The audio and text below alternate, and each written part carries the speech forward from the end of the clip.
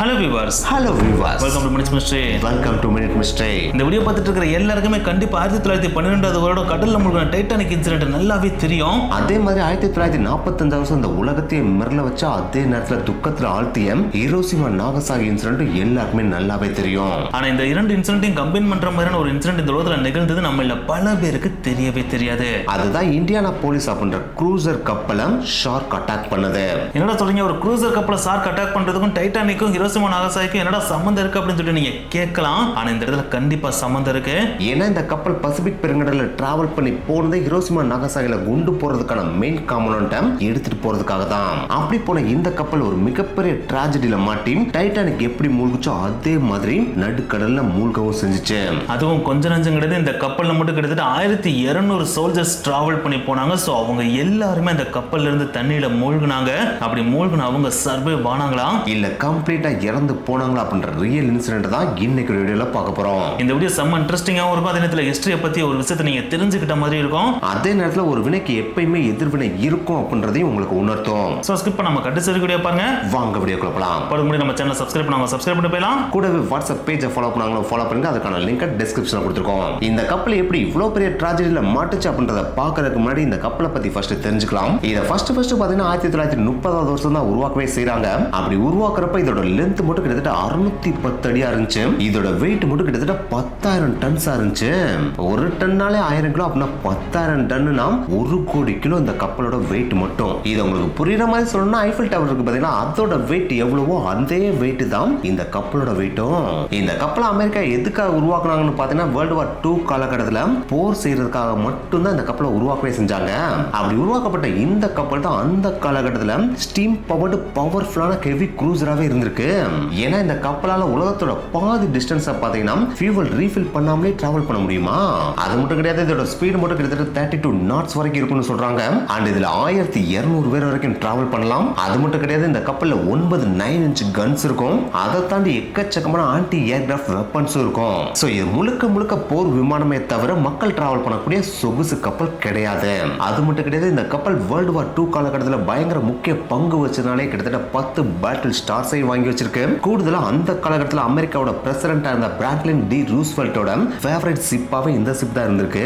அவர் ஏதாவது ஒரு முக்கியமான மிஷனுக்கு போகணும் அப்படின்னா சேஃப்டிக்காக அவர் இந்த ஷிப்ல தான் டிராவல் பண்ணி போகவே செய்வாராம். அந்த அளவுக்கு சேஃப்டி நிறைஞ்ச கப்பல் தான் இந்த ஒரு இந்தியானா போலீஸ் கப்பல். சோ இவ்வளவு சிறப்பம்சங்கள் வாய்ந்த இந்த ஒரு இந்தியானா போலீஸ் கப்பல் பாத்தீங்கன்னா 1941 வருஷம் டிசம்பர் மாசம் 7ஆம் தேதி ஷூட்டிங் ட்ரைனிங்காக ஹவாயில இருக்க பேர்ல் ஹார்பர்ல இருந்து கிட்டத்தட்ட 800 மைல் தொலைவில் இருக்க ஒரு எம்டி ஐலண்ட்ல ட்ரைனிங் பண்ணிட்டு இருக்கேன். இந்த மொமெண்ட் வரைக்கும் அமெரிக்கா பாத்தீங்கன்னா ஆபீஷியலா வேர்ல்டு வார் 2ல என்டர் ஆகவே இல்ல.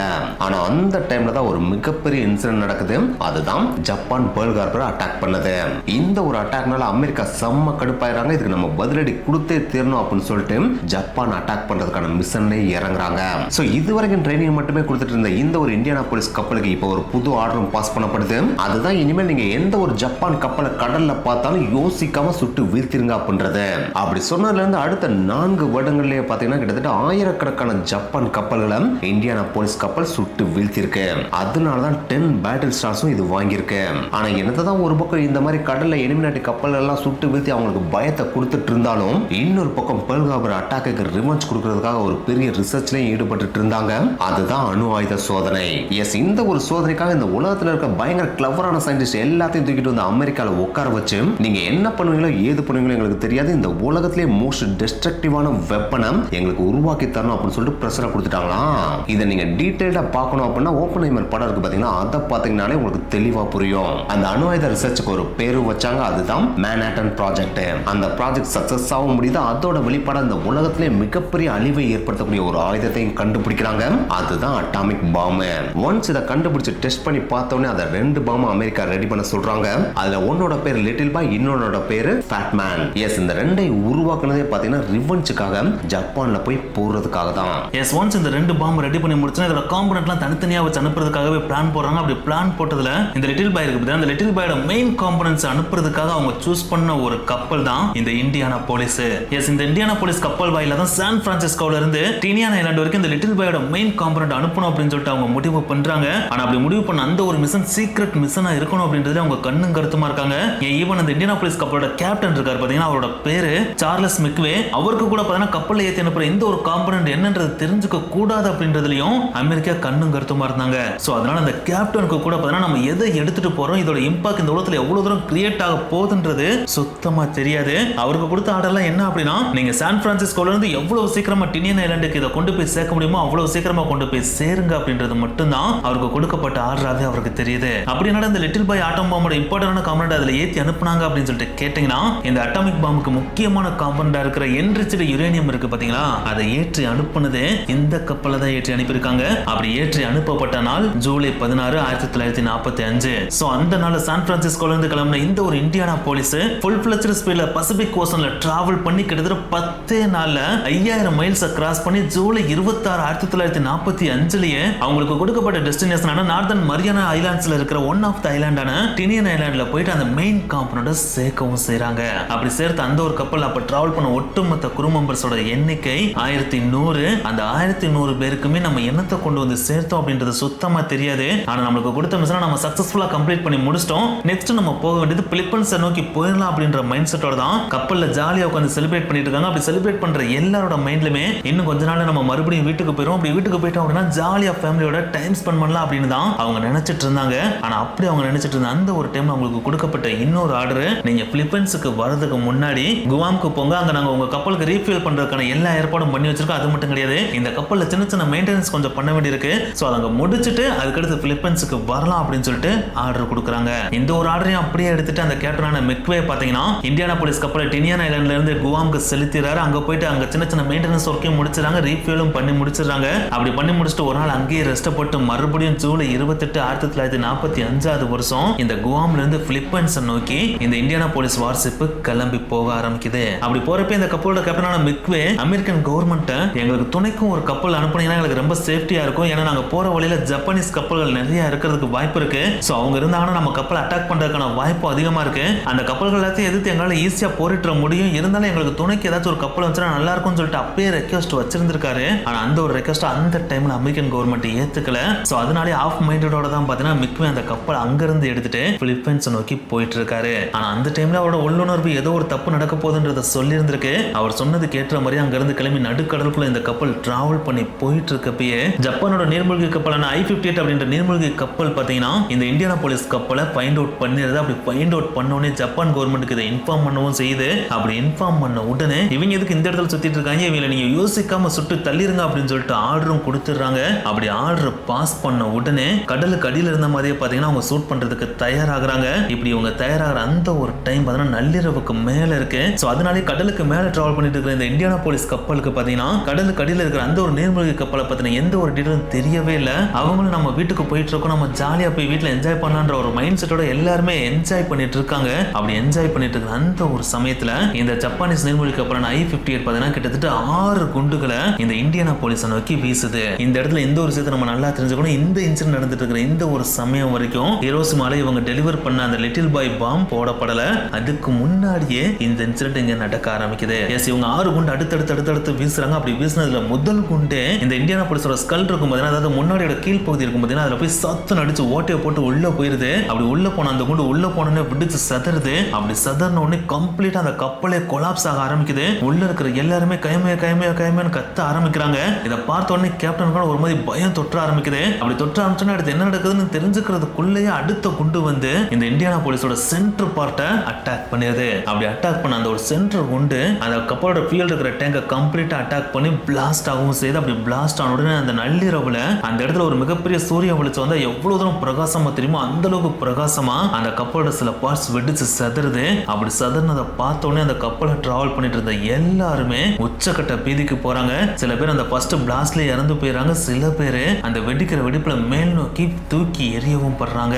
சோ அந்த டைம்ல கேப்டனுக்கு என்ன பண்றதுனே தெரியல. அந்த டைம்ல அவர் சொன்ன ஒரே விஷயம் தான், இதுக்கு மேலே நீங்க கப்பல்ல இருக்காதீங்க, முடிஞ்ச அளவுக்கு கப்பல்ல இருந்து கடல்ல குதிச்சிருங்கன்னு சொல்லிட்டு எல்லாத்தையுமே கத்தி சொல்றாரு. அப்படி சொன்ன உடனே கப்பல்ல இருந்த எக்கச்சக்க பேர் டபக்குன்னு சொல்லிட்டு கீழே குதிக்கிறாங்க. அப்படி குதிக்கிறப்ப கப்பலோட மேற்பகுதியில இருந்தவங்க எல்லாம் கீழே குதிச்சிட்டாங்க. ஆனா கப்பலுக்கு உள்ள ரூம்ல இருந்துட்டு இருப்பாங்க பாத்தீங்களா, அவங்கள பல பேர் பார்த்தா கப்பல் உடைய ஆரம்பிச்சு உள்ள தண்ணி வந்ததுனாலே அந்த தண்ணி சரட்டுன்னு போய் இம்பாக்ட் பண்ணதுனால கதவை ஓபன் பண்ண விடாம கம்ப்ளீட்டா லாக் பண்ணிடுது. அப்படி லாக் பண்ணதுனாலே சில பேர் அந்த ரூம்குள்ள இருந்த மாதிரியே உள்ள மாட்டிட்டு இறந்து போயிடுறாங்க. ஆனா பல பேர் அவங்களோட லக்குனால பார்த்தா லேடரை பிடிச்சி ஏறி மேல வந்துடுறாங்க. அப்படி மேல வந்து அவங்க அவ்வளவு பெரிய ஜெய்சாண்டிக்கான 10,000 எடை கொண்ட இந்த ஒரு இந்தியானா போலீஸ் கப்பல் ரெண்டா உடைஞ்சு கடலுக்குள்ள மூழ்கிற அந்த ஒரு விசுவல துக்கம் நிறைந்த பீதியோட பார்த்துட்டு இருக்காங்க. அப்படி பார்த்துட்டு இருக்கப்ப அட்டாக் நடந்ததுல எக்ஸாக்டா 12 நிமிஷத்துல அந்த இந்தியானா போலீஸ் கப்பல் அந்த நள்ளிரவுல கடலுக்குள்ள கம்ப்ளீட்டா மூழ்கிறது. இப்படி 12 நிமிடத்துல இந்த இந்தியானா போலீஸ் கப்பல் கடலுக்குள்ள மூழ்கிறதுக்கு முன்னாடி மூழ்க ஆரம்பிச்ச அந்த ஒரு சமயத்திலேயே இந்த கப்பலோட கேப்டனான மிக்வே எங்களுக்கு ரெஸ்கியூ ஆட்கள் வேணும்னு சொல்லிட்டு சிக்னல் அனுப்பியிருக்காப்ல. அப்படி அனுப்பப்பட்ட அந்த ஒரு சிக்னல் 3 இடத்துல ரிசீவ் பண்ணவும் படுது. சோ இந்த ஒரு சிக்னல் அனுப்பப்பட்ட அடுத்த சில நிமிடங்கள்ல தான் இந்த கப்பல் கம்ப்ளீட்டா கடலுக்குள்ள மூழ்குது. அந்த கப்பல்ல இருந்து உயிர் பிழைத்த 800க்கும் மேற்பட்ட க்ரூ மெம்பர்ஸ் அந்த நட்டு நடு பசிபிக் பெருங்கடல்ல நட்டு நடு ராத்திரியில தத்தக்கா புத்தக்கான கடலுக்கு மேல கைகளை தூக்குன மாதிரி ஆவும் சொல்லிட்டு கத்திக்கிட்டே இருக்காங்க. அப்படி கத்துற எல்லாரோட மைண்ட்லயுமே பயமும் பீதியும் தான் அளவுக்கு அதிகமா இருக்கு. அதுல எக்கச்சக்க பேருக்கு அளவுக்கு அதிகமான காயங்களும் பட்டிருக்கு. ஏன்னா அந்த கப்பல் பிளாஸ்ட் ஆச்சு இல்லையா, அப்படி பிளாஸ்ட் ஆனதுனாலே அதுல எக்கச்சக்கமான பேருக்கு கை கால்கள் உடஞ்சும் போயிருந்துச்சு, எக்கச்சக்கமான பேருக்கு தீ காயங்களும் ஏற்பட்டுருந்துச்சு. அந்த தீ காயங்களோட உப்பு அளவுக்கு அதிகமா இருக்கிற அந்த கடல் தண்ணியில அவங்க போய் விழுந்தாங்க அப்படின்னா அதோட வலி இன்னும் அளவுக்கு அதிகமா இருக்கும் இல்லையா. சோ அந்த வலி தாங்க முடியாம எக்கச்சக்க பேர் கத்திட்டு இருக்காங்க. சோ இவங்க எல்லாரோட வேதனையும் பாக்குறப்ப கேப்டன் மெக்வேக்கு அளவுக்கு அதிகமான வருத்தம் இருக்கு. இருந்தாலும் நம்ம சிக்னலை சென்ட் பண்ணிட்டு எப்படியாச்சும் நம்மளுக்கு ரெஸ்கியூ டீம் வந்துருவாங்க, நம்மளை காப்பாத்துருவாங்கன்ற நம்பிக்கையில அங்க இருக்கிற எல்லாருக்குமே நீங்க முடிஞ்ச அளவுக்கு பொறுமையா இருங்க, பொறுமையா இருந்தா நம்ம ஓரளவுக்கு இங்க சர்வே ஆக முடியும். அப்படி சர்வே ஆகணும் அப்படின்னா ரெஸ்கியூ டீம் வந்து நம்ம தப்பிச்சு போயிடலாம் அப்படின்னு சொல்லிட்டு எல்லாருக்குமே மோட்டிவேஷனல் ஸ்பீச் கொடுத்துட்டு இருக்காரு. அப்படி கொடுத்துட்டு இருக்கப்ப டைம் டிக்கிங் ஆகுது. அடுத்த நாள் காலி ஆகுது. அப்படி அடுத்த நாள் காலி ஆகுறப்பதான் இங்க சர்வே பண்றது அவ்வளவு ஈஸியான விஷயம் கிடையாது அப்படின்றது அங்க இருக்கிற எல்லாருக்குமே தெரிய வருது. இவங்க மிதந்துட்டு இருக்கிறது நட்ட நடு கடல் இல்லையா, அங்க ஒதுங்குறதுக்கு இடமும் இருக்காது, நிலத்துல இருக்கிற மாதிரி நிலத்தறதுக்கு மரமும் இருக்காது, கண்ணு கெட்டின தூரம் வரைக்கும் எங்கேயுமே நிலப்பரப்பும் கிடையாது. அதுலயும் இந்த கப்பல் 12 நிமிஷத்துல கம்ப்ளீட்டா கடலுக்குள்ள மூழ்கிருச்சு இல்லையா. சோ அதனாலே அதுல இருந்து ரெஸ்கியூ போட்டை இவங்க எடுக்கிறதுக்குள்ளே அந்த கப்பல் கம்ப்ளீட்டா கடலுக்குள்ள மூழ்கிருச்சு. அந்த ஒரு விஷயத்தினாலே சில பேர் பாத்தீங்கன்னா அவங்களுடைய லைஃப் ஜாக்கெட்டை எடுத்துட்டு அந்த கப்பல்ல இருந்து குதிச்சிருக்காங்க. சில பேர் பாத்தீங்கன்னா ஏர் போட்டை எடுத்துட்டு குதிச்சிருந்திருக்காங்க. ஆனா பல பேர் பாத்தீங்கன்னா இந்த மாதிரி லைஃப் ஜாக்கெட்டையும் எடுக்காம ஏர் போட்டையும் எடுக்காம தான் தண்ணியில குதிச்சிருந்திருக்காங்க. சோ அவங்க பாத்தீங்கன்னா அந்த நட்ட நடு கடல்ல நீச்சடிச்சுட்டே திர்ற மாதிரியான சிச்சுவேஷனுக்கு தான் தள்ளப்பட்டிருக்காங்க. அதுல சில பேர் கூட பாத்தீங்கன்னா அந்த உடஞ்ச கப்பலோட உதிரி பாகங்கள் இருக்கும் பாத்தீங்களா, அது மிதந்துட்டு இருக்கும்ல, அதுல ஏறி உட்கார்ந்துட்டாங்க. ஆனா பல பேர் கை வலிக்க கால் வலிக்க அந்த கடல்ல நீந்திக்கிட்டே தான் உயிரை கையில பிடிச்சிட்டு இருக்காங்க. அந்த டைம்ல தான் பகலாய் வெயில் அடிக்க ஆரம்பிக்குது இல்லையா. அப்படி வெயில் அடிக்கிறது சும்மா அடிக்கல, கிட்டத்தட்ட 110 டிகிரி ஃபாரன்ஹீட் வரைக்கும் அனலா குதிக்குது. அப்படி அனலா அடிக்கிற அந்த ஒரு வெயில் கடலோட மேற்பரப்புல வந்து விழுகிறப்ப அந்த கடலோட மேற்பரப்பு பாத்தீங்கன்னா கண்ணாடி மாதிரி செயல்பட்டு இருக்கு. சோ அதனாலே அந்த வெயில் அப்படியே ரெஃப்ளெக்ட் ஆகி அந்த மிதந்துட்டு இருக்காங்க பாத்தீங்கன்னா அவங்களுடைய மூஞ்சில பலார் அடிக்குமா. அந்த ஒரு ஹீட்லாம் தாங்கவே முடியல அப்படின்னு சொல்லிட்டு பல பேர் சொல்லியிருந்திருக்காங்க. சில பேருக்கெல்லாம் பாத்தீங்கன்னா அந்த வெயில்னால தோல் வெந்தே போச்சு அப்படின்னு கூட சொல்லியிருக்காங்க. சரி பகல் தான் இந்த மாதிரி வாட்டி வதைக்குதுன்னு பார்த்தா நைட்டு போனா நைட் அதை விட கொடூரமா இருந்திருக்கு. ஏன்னா பகல்ல எந்த அளவுக்கு வெயில் அடிச்சோ அதுக்கு எக்ஸ்ட்ரீமா நைட்டு பாத்தீங்கன்னா அப்படியே குளிர் ஆரம்பிச்சிருமா. இந்த குளிர் பாத்தீங்கன்னா ஆல்ரெடி கடல்ல நீந்திட்டு இருக்கவங்களுக்கு எனர்ஜி டிராப் ஆயிருக்கும் இல்லையா, அந்த எனர்ஜி டிராப்பை இன்னும் வீக்கன் பண்ற மாதிரி தான் அந்த குளிர் வாட்டி வதைக்கவே செஞ்சுச்சான். சோ இந்த கடுமையான வெயிலான குளிரை தாங்க முடியாம 900 பேர் மறந்துட்டு இருக்கவங்கள நூற்றுக்கணக்கான பேர் இறந்து போயிடுறாங்க. அப்படி இறந்து போன எல்லாருமே அந்த தண்ணிக்கு மேல மிதக்கவும் ஆரம்பிக்கிறாங்க. சோ உயிரோட இருக்கவங்களும் அந்த இறந்து போன உடல்களை பார்த்த மாதிரி அவங்க உயிரை கையில பிடிச்ச மாதிரி தான் அங்க இருந்துட்டு இருக்காங்க. அப்படி உயிரை கையில பிடிச்சிட்டு இருந்த எல்லாருமே அந்த டைம்ல கேப்டனை பார்த்து செம்ம கடுப்பாக ஆரம்பிக்கிறாங்க. என்னங்க நீங்க நம்மளை ரெஸ்கியூ பண்றதுக்கு சிக்னல் அனுப்பிட்டீங்கன்னு சொன்னீங்க, உடனே வந்துருவாங்கன்னு வேற சொன்னீங்க, ஆனா ஒரு நாளைக்கு மேல ஆயிடுச்சு இன்னும் யாருமே வரக்கானா, உங்களை நம்பி வந்ததுக்கு இப்ப எங்க உயிரெல்லாம் போக போகுது அப்படின்னு சொல்லிட்டு அவரை எல்லாருமே திட்ட ஆரம்பிக்கிறாங்க. அந்த டைம்ல கேப்டனுக்கு அவங்களுக்கு என்ன பதில் சொல்றதுனே தெரியல. இருந்தாலும் கொஞ்சம் நம்பிக்கையோட கண்டிப்பா நம்மளை காப்பாத்த ரெஸ்கியூ டீம் வந்துரும், அது வரைக்கும் நீங்க நம்பிக்கையோட இருங்க அப்படின்னு சொல்லிட்டு இருக்காரு. அப்படி இவர் சொல்லிட்டு இருக்கப்பே பாத்தீங்கன்னா சில பேர் வீக்கனா இறக்க ஆரம்பிக்கிறாங்க. ஏன்னா இவங்களுக்கு குடிக்கிறதுக்கு அந்த இடத்துல தண்ணியும் இல்ல இல்லையா. அதனாலே சில பேர் என்ன பண்றாங்கன்னு பாத்தீங்கன்னா கடல் தண்ணியை குடிக்க ஆரம்பிச்சிட்டாங்க. ஆனா அதுல என்ன பிரச்சனை இருக்குன்னு பாத்தீங்கன்னா தாகம் எடுத்து கடல் தண்ணியை குடிச்சா அது இன்னமும் தாகத்தை அதிகமாக்குமே தவிர தாகத்தை தணிக்கவே செய்யாது. அது மட்டும் கிடையாது, அது டீஹைட்ரேஷனையும் இன்க்ரீஸ் பண்ணி விட்டுரும், ஹாலுசினேஷனையும் இன்டியூஸ் பண்ணி விட்டுரும். சோ இந்த ஒரு விஷயத்தினாலே அந்த கடல் தண்ணியை குடிச்ச சில பேர் பாத்தீங்கன்னா ஹாலுசினேஷனுக்கு போக ஆரம்பிக்கிறாங்க. ஏன்னா அவங்க சாப்பிடாம வேற இருந்துட்டு இருக்காங்க இல்லையா, அதனால அந்த பசி மயக்கத்திலே ஹாலுசினேஷனுக்கும் போக ஆரம்பிக்கிறாங்க. அப்படி ஹாலுசினேஷனுக்கு போறவங்களோட சில பேரோட கண்களுக்கு பாத்தீங்கன்னா தூரத்துல ரெஸ்கியூ ஷிப் வர்ற மாதிரியே தெரியுது. சோ அதை பார்த்தோன்னே நம்மளை காப்பாத்த போறாங்க, இனிமேல் நமக்கு லைஃப் ஜாக்கெட் தேவையில்லை அப்படின்னு சொல்லிட்டு லைஃப் ஜாக்கெட்டை கலத்திட்டு நீந்த ஆரம்பிக்கிறாங்க.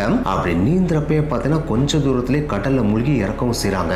இப்படி ஒரு சில பேருக்கு ஹாலுசினேஷன் வந்துட்டு இருக்கப்ப இன்னும் ஒரு சில பேருக்கு பாத்தீங்கன்னா தூரத்துல வருது ரெஸ்கியூ ஷிப் எல்லாம் கிடையாது, அது ஜப்பானோட ஷிப், அது மறுபடியும் வந்து நம்மளை கொல்லதான் போகுதுன்னு சொல்லிட்டு பயத்துல எது சைடுல நீந்த ஆரம்பிக்கிறாங்க. அப்படி நீந்திரப்பே அவங்களும் எனர்ஜி லாஸ் ஆகி அங்கேயே இறந்து போறாங்க. இன்னும் சில பேர்லாம் பாத்தீங்கன்னா எக்ஸ்ட்ரீமான ஹாலுசினேஷனுக்கு போயிட்டு பக்கத்துல வந்துட்டு இருக்க தான் ஃப்ரெண்டே ஜப்பான்காரன் நினைச்சு டே நீ என்னை கொல்லவா வந்திருக்கன்னு சொல்லி அவரை மூழ்கடிச்சு அவரை கொல்லவும் செய்றாங்க. சோ அந்த டைம்ல அந்த சரௌண்டிங்க பாத்தீங்கன்னா கம்ப்ளீட்டா கேயோட்டிக்கா மாறி ஒவ்வொருத்தவங்களும் ஒவ்வொரு வினோதமா செயல்பட ஆரம்பிச்சிட்டு இருக்காங்க. இப்படி செயல்பட்டு இருக்கப்ப தான் ஒரு மான்ஸ்ட்ரோம் அந்த இடத்துல என்டர் ஆகுது. எஸ், இவங்க வந்துட்டு இருக்கிற அந்த நட்டனோட பசிபிக் பெருங்கடலோட சரௌண்டிங்ல பாத்தீங்கன்னா 2 விதமான சார்க் இருக்கு. அதுல ஒன்னு ஒயிட் டிப் சார்க், இன்னொன்னு டைகர் சார்க். இந்த 2 சார்க்குமே கொடூரமான சார்க் அப்படின்னு சொல்றாங்க. சோ இந்த 2 விதமான சுறாக்கள் பாத்தீங்கன்னா ரத்த வாசனையும் பிடிச்சிருச்சு, மனித வாடையும் பிடிச்சிருச்சு. ஏன்னா இந்த கப்பல் முழுகிறப்ப எக்கச்சக்க பேர் கீழே குதிக்கிறேன்னு சொல்லிட்டு அடிபட்டு அதுல இருந்து ரத்தம் வந்துச்சு. அதே நேரத்துல பிளாஸ்ட்ல எக்கச்சக்க பேருக்கு கைகால்கள் உடஞ்சு அதுலயே ரத்தம் வந்துச்சு இல்லையா? அந்த ரத்தங்கள் எல்லாமே அந்த சரௌண்டிங்ல ஃபுல்லா பரவி கிடக்கு இல்லையா? அந்த ரத்த வாசனையை பிடிச்சுதான் இப்ப சுறாக்கள் அந்த இடத்த சூழ ஆரம்பிக்குது. சோ அது வரைக்கும் கேவோட்டிக்கா இவங்களுக்குள்ளே ஒருத்தருக்கு ஒருத்தர் சண்டை போட்டுட்டு இருந்த அந்த ஒரு தருணத்துல இவங்களை சுற்றி கம்ப்ளீட்டா ரவுண்ட் அடிச்ச மாதிரி எக்கச்சக்கமான சுறாக்கள் இவங்களை சுத்தி ரவுண்ட் அடிக்க ஆரம்பிக்குது. அதை பார்த்த உடனே இவங்க எல்லாருக்குமே ஒரு விதமான பீதி கிரியேட் ஆகுது. அப்படி பீதி கிரியேட் ஆயிட்டு இருக்கப்ப தூரத்துல தனித்தனியா சில பேர் நீந்திட்டு இருப்பாங்க பாத்தீங்களா? அவங்க ஒவ்வொருத்தவங்களும் இது வந்து அட்டாக் பண்ணுது. அப்படி அட்டாக் பண்றப்ப அந்த நீந்திட்டு இருக்க ஒரு ஆணு கத்துறாரு. அப்படி கத்துன அடுத்த செகண்டே அவரை சுத்தி அவருக்கு மேல பார்த்தீங்கன்னா ரத்தம் மேல படர ஆரம்பிக்குது. இதை பார்த்தோன்னே இன்னமும் பயங்கரமான கேவோட்டிக் அந்த கூட்டத்துக்குள்ள கிரியேட் ஆக ஆரம்பிக்குது. எல்லாரும் பயந்து ஒவ்வொருத்தரும் ஒவ்வொரு பக்கம் தெரிஞ்சுட்டு நீந்த ஆரம்பிக்கிறாங்க. அப்படி நீந்துறப்போ ஒவ்வொரு சுறாவா வந்து தனித்தனியா போய் நீந்தி போவாங்க பாத்தீங்கன்னா. அவங்க எல்லாத்தையுமே டக்கு டக்கு டக்கு டக்குன்னு அட்டாக் பண்ண ஆரம்பிக்குது. அப்படி அட்டாக் பண்ண பார்த்தீங்கன்னா உயிரோட இருக்கவங்களோட எண்ணிக்கை கொஞ்சம் கொஞ்சமா கம்மியாயிட்டே வருது. சோ அந்த டைம்ல கேப்டன் சொன்ன ஒரே விஷயம் இதுதான். இந்த டைம்ல நம்ம எல்லாருமே பயந்து ஒவ்வொருத்தரும் ஒவ்வொரு பக்கம் போனோம்னா நம்மளே அந்த சுறாக்கு வாலண்டரா போய் இறையாற மாதிரி ஆயிரும். சோ இந்த டைம்ல நம்ம எல்லாருமே ஒன்னா சேர்ந்து கூட்டமா இருந்தா மட்டும்தான் சுறாக்கு நம்ம ஒரு இறையா தெரிய மாட்டோம், நம்ம ஒரு மான்ஸ்டரா தெரியும். சோ நம்ம ஒன்னா இருந்தோம் அப்படின்னா அது நம்மள அட்டாக் பண்றதுக்கான வாய்ப்பு கம்மியாகும். முடிஞ்ச அளவுக்கு எல்லாருமே ஒன்னா வாங்க அப்படின்னு சொல்லிட்டு கூப்பிடுறாரு. அப்படி கூப்பிட்டோன்னே தனித்தனியா இருந்த எல்லாருமே பார்த்தீங்கன்னா கொஞ்சமா முன்னாடி வந்து ஒன்னாக ஆரம்பிக்கிறாங்க. அப்படி ஒன்னாக ஆக அது வரைக்கும் தனித்தனியா அட்டாக் பண்ணிட்டு இருந்த அந்த சுறா இவங்க ஒன்னா இருக்கிறத பார்த்தீங்கன்னா கொஞ்சம் லைட்டா விலகி போய் தனியா நீந்தி போக ஆரம்பிக்குது. நான் எடுத்தது தனியா நீந்தி போற மாதிரி நீந்தி போனாலும் இந்த சுறா என்ன பண்ணும் அப்படின்னா இந்த இறைகள், அதாவது இதுக்கு இறைய தெரிற இந்த மனிதர்கள் இருக்காங்க பாத்தீங்களா, அவங்களை டெஸ்ட் பண்றவதான் அப்பக்கப்ப வெளியே போற மாதிரி போகுமா. அப்படி போயிட்டு தூரமா இருந்த மாதிரியே இவங்க எல்லாத்தையும் நோட் பண்ணிட்டே இருக்குமா. அப்படி நோட் பண்ணிட்டு இருக்கப்ப யாராச்சும் தனியா வர்ற மாதிரி தெரிஞ்சிட்டாங்க அப்படின்னா யோசிக்காம சர்ன்னு போயிட்டு அவங்களை அட்டாக் பண்ணி கொண்டு சாப்பிட்டுட்டு போயிட்டே இருக்குமா. சோ அதனாலே அது வரைக்கும் இறந்து போய் முழு பாடியா மறந்துட்டு இருந்த எக்கச்சக்கமான பாடிகள் பாத்தீங்கன்னா இப்ப ஆஃப் பாடியாவும் மதக்க ஆரம்பிக்குது. சோ அந்த டைம்ல அங்க இருக்கிற கேப்டன் ஒரு விஷயத்த சொல்றாரு. இந்த இறந்து போன பாடிஸ் எல்லாத்தையும் நம்மளை சுத்தி சரௌண்ட்ல சுத்தி வச்சிருவோம். அப்படி வச்சுட்டு நம்ம சென்டர்ல மட்டும் இருப்போம். அப்படி இருந்தோம் அப்படின்னா மேக்ஸிமம் வர்ற சுறாக்கள் அந்த இறந்து போன பாடியை சாப்பிட்டு போறதுக்கான வாய்ப்புகள் அதிகம், நம்மளை விட்டுட்டு போறதுக்கான வாய்ப்பு அதிகம் அப்படின்னு சொல்லிட்டு அதற்கான ஏற்பாடுகளை செய்ய சொல்றாரு. அதையும் பார்த்தா அங்க இருக்கிற க்ரூ மெம்பர்ஸ் கொஞ்சம் நஞ்சமா இருக்கிற எனர்ஜியோட ரொம்ப வீக்கா தான் அவங்க இருக்காங்க. அந்த ஒரு வீக்னஸோடைய இந்த ஒரு விஷயத்தையும் பண்றாங்க. அப்படி பண்ணதுனாலே ஓரளவுக்கு சார்க்கோட அட்டாக்ல இருந்து அவங்க ப்ரொடெக்ட் பண்ணிக்கிறாங்க. இப்படியே 14 நாட்கள் ஓடுது. கிட்டத்தட்ட 3 நாட்களும் கழிது. அந்த 3 நாட்களா பார்த்தீங்கன்னா அந்த அளவுக்கு பெருசா சாப்பிடாதனாலேயே கொஞ்சம் உயிரோடு இருக்கிற மற்றவங்களும் பார்த்தீங்கன்னா படிப்படியா அவங்களோட உயிரை கொஞ்சமா இழக்க ஆரம்பிக்கிறாங்க. அந்த டைம்ல தான் தூரத்துல இருந்து பார்த்தீங்கன்னா ஒரு சின்ன பெட்டி அவங்கள நோக்கி மிதந்து வருது. அதை பார்த்தோன்னே கேப்டன் டபக்கு நீந்தி போய் அந்த பெட்டியை தூக்கிட்டு வந்து பாக்குறாரு. அப்படி பாக்குறப்ப உள்ள எக்கச்சக்கமான உருளைக்கிழங்கு இருக்கு. அதை பார்த்தோன்னே அவருக்கு ஒரு விதமான சந்தோஷம் கிடைக்குது. சோ உடனே அந்த உருளைக்கிழங்கை எடுத்து சாப்பிடலாம்னு கையில எடுக்கிறாப்புல. அப்படி எடுக்கிறப்பதான் அவருக்கே தெரியுது அந்த உருளைக்கிழங்கு எல்லாமே அழுகி போயிருக்கு அப்படின்றது.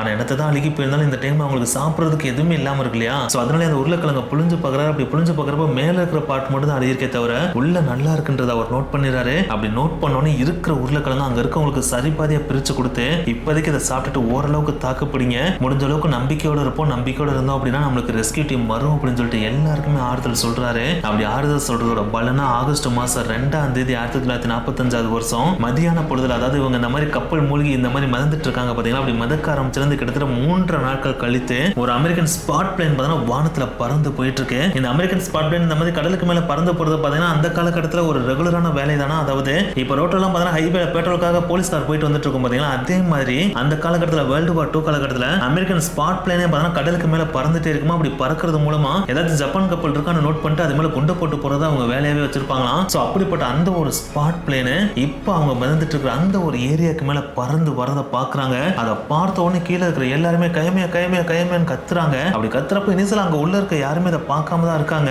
ஆனா கொஞ்ச நேரம் கழிச்சு அந்த பிளேனோட லெப்டினன்டான மார்க்ஸ் அப்படின்றவரு அவரோட கண்ணாடி வழியா எட்டி பார்க்கறாரு. அப்படி எட்டி பார்க்கறப்பதான் சுத்தியும் ஆயில் நிறைஞ்சு கிடக்குற அந்த ஒரு இடத்துல எக்கச்சக்கமான அமெரிக்கன்ஸ் ஹெல்ப்புக்காக கத்திட்டு இருக்காங்க அப்படின்றத நோட் பண்றாரு. அதை பார்க்கறப்ப ஒரு மாதிரி சில் கிரியேட் ஆயிருது. என்னடா இந்த இடத்துல எத்தனை பேர் மறந்துட்டு இருக்காங்க, இவங்களை காப்பாத்துறதுக்கு யாருமே வரலையாடா அப்படின்னு சொல்லிட்டு உடனே அவரோட கம்யூனிகேஷன் டிவைஸ் எடுத்து நேவிக்கு இதை இன்ஃபார்ம் பண்றாரு. அப்படி இன்ஃபார்ம் பண்ணி முடிச்ச உடனே அவர் நினைச்சிருந்தா அங்க இருந்து கிளம்பி போயிருந்திருக்கலாம். ஆனா அவர் அதை பண்ணாம நம்மளுக்குன்னு ஒரு மனித மனிதாபிமானம் இருக்கு, நம்மளால முடிஞ்ச அளவுக்கு எந்த பிளேன்ல எத்தனை பேரை காப்பாத்திட்டு போக முடியுமோ அத்தனை பேரை காப்பாத்திட்டு போலாம் அப்படின்னு சொல்லிட்டு ஒரு முடிவு பண்றாரு. ஆனா என்னத்தான் அவர் இந்த மாதிரி முடிவு பண்ணாலும் இந்த ஒரு ஸ்பாட் பிளேன் இருக்கு பாத்தீங்களா, இது கடல்ல லேண்ட் ஆறதுக்கு ஏற்ற மாதிரி உருவாக்கப்பட்ட ஒரு பிளேன் தான். ஆனா அது ஓரளவுக்கு சீற்றம் இல்லாத இடத்துல தான் லேண்ட் ஆற மாதிரி அதை உருவாக்கவே செஞ்சிருக்காங்க. ஆனா இவங்க இப்ப தத்தளிச்சிட்டு இருக்கிற இந்த ஒரு பிளேஸ் இருக்கு பாத்தீங்களா, அந்த ஒரு பிளேஸ்ல கடலோட அலைகள் கொஞ்சம் அதிகமாவே இருக்கு. சோ அந்த இடத்துல இந்த பிளேன்ல லேண்ட் பண்ணார் அப்படின்னா அது இந்த பிளேன்ல டேமேஜ் ஏற்படுத்தும். அப்படி டேமேஜ் மட்டும் ஆயிடுச்சுன்னா இவருக்கு தண்டனையும் கிடைக்கும் அப்படின்றது அவருக்கு நல்லாவே தெரியுது. இருந்தாலும் பரவாயில்ல, நம்மளுக்கு இவங்களோட உயிர் தான் முக்கியம் அப்படின்னு சொல்லிட்டு யோசிக்காம அந்த பிளேனை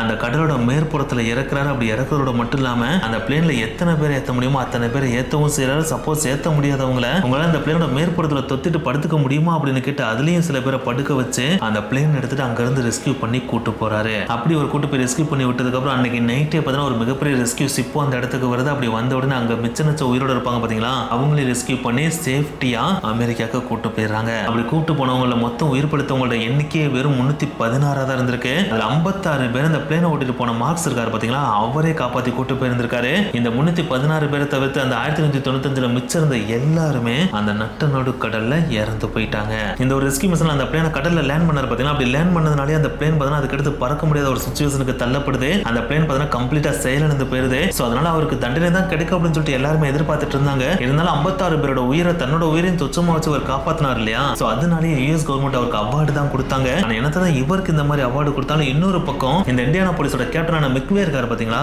அவருக்கு எதிராக பார்த்தீங்கன்னா கோர்ட்ல கேஸ் போட்டுறாங்க.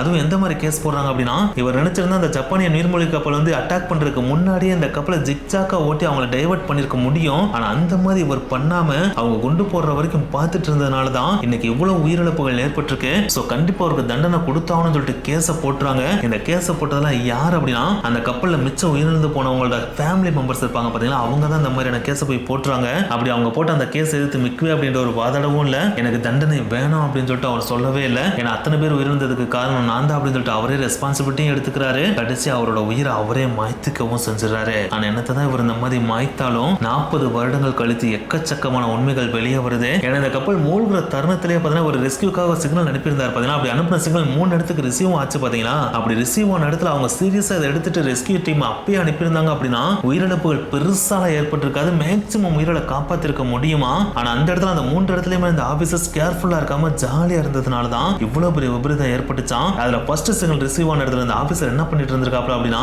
ஜாலியா சரக்கு அடிச்சுட்டு மட்டி ஆயிட்டாப்ல, அதனாலே இந்த சிக்னலை கண்டுக்காம விட்டுருக்காப்ல. அடுத்து 2வது சிக்னல் ரிசீவ் ஆன இடத்துல இந்த ஆபீசர் நான் ரொம்ப நேரம் ஒர்க் பண்ணி டயர்ட் ஆயிட்டேன், இனிமேல் என்னை யாரும் டிஸ்டர்ப் பண்ணக்கூடாதுன்னு சொல்லிட்டு டூ நாட் டிஸ்டர்ப் போட்டுட்டு ஜாலியா படுத்து தூங்கிட்டாப்லையா. அதனாலே அவரும் இந்த சிக்னலை கண்டுக்காம விட்டு இருந்திருக்காப்ல. அதுக்கடுத்து 3வது சிக்னல் ரிசீவ் ஆன இடத்துல இருந்தவர் அந்த சிக்னல் ரிசீவ் ஆனதெல்லாம் பார்த்து இருந்திருக்காப்ல. ஆனா பார்த்தாலும் இது ஒருவேளை ஜப்பான்காரங்க அனுப்புற சிக்னலா கூட இருக்கலாம், அவங்க நம்மள வாலண்டியரா வர வச்சு நம்மள போட்டு தாக்குறது கூட பிளான போட்டு வச்சிருந்திருப்பாங்க. சோ இதெல்லாம் நம்ம கண்டுக்க கூடாதுன்னு சொல்லிட்டு பார்த்துட்டும் கண்டுக்காம விட்டாப்லையா. சோ இந்த 3 பேர் செஞ்ச இந்த கேர்லெஸ்ஸான விஷயத்தினால தான் இவ்வளவு பெரிய உயிரிழப்புகள் ஏற்பட்டுச்சு அப்படின்னு சொல்லிட்டு 40 வருடங்கள் கழித்து தான் டீகோட் பண்ணி இதை கண்டுபிடிக்கவே செஞ்சிருக்காங்க. அது மட்டும் கிடையாது, இந்த கேப்டன் மேல இறந்து போன உறவினர்கள் பழி சுமத்தின மாதிரி எந்த ஒரு தப்பும் கிடையாது. ஏன்னா இவர் குவாம்ல ஃபியூவலை ரீஃபில் பண்ணிட்டு கப்பலை எடுக்கிறப்ப எனக்கு துணைக்கு ஒரு கப்பல் பேக்கப் வேணும்னு கேட்டிருந்தார் இல்லையா, ஆனா நேவி தான் இதை கொடுக்க மறுத்துட்டாங்க.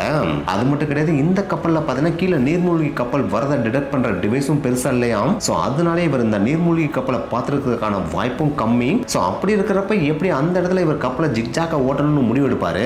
சோ அதனாலதான் எப்பயும் போல இவர் நார்மலா இருந்திருக்காரு. அந்த டைம்ல அந்த நீர்மூழ்கி கப்பல் இவங்களை அட்டாக் பண்ணிருச்சு. சோ அதனாலே கேப்டன் மேல எந்த ஒரு தப்பும் கிடையாது அப்படின்னு சொல்லிட்டு ப்ரூவ் பண்ணிட்டாங்க. ஆனா என்னத்தை ப்ரூவ் பண்ணாலும் இதை ப்ரூவ் பண்றதுக்கு முன்னாடியே பாத்தீங்கன்னா கேப்டன் அவருடைய உயிரை அவரே மாய்த்துக்கிட்டாரு. அதுக்கடுத்து லாஸ்டா 2023 வருஷம் இந்தியானா போலீஸ் அப்படின்ற இந்த கப்பல்ல இருந்து உயிர் பிழைத்து வந்த கரோல்ட் அப்படின்ற அமெரிக்க மனிதன் பாத்தீங்கன்னா ஜப்பான்ல இருக்க ஒரு மனிதனுக்கு லெட்டர் அனுப்பியிருக்காரு. அவருடைய பேரு கிடோ கொசுமி. இவர் வேற யாரும் கிடையாது, அந்த நீர்மூழ்கி கப்பல்ல இருந்து குண்டை போட்டாங்க பாத்தீங்களா, அந்த நீர்மூழ்கி கப்பல்ல இருந்தவர். இந்த லெட்டரை பாத்தீங்கன்னா ஹரோல்ட் எந்த விதமான கெட்ட எண்ணத்தோட எழுதல, எந்த விதமான ஹேட் வேர்ட்ஸும் யூஸ் பண்ணல. அதற்கு மாறா ஒரு ஃப்ரெண்டுக்கு லெட்டர் எழுதுற மாதிரி தான் எழுதி அனுப்பவே செஞ்சிருக்காரு. இதுக்கெல்லாம் மேல எங்களை மன்னிச்சிருங்க அப்படின்னு அதுல மென்ஷன் பண்ணவும் செஞ்சிருக்காரு.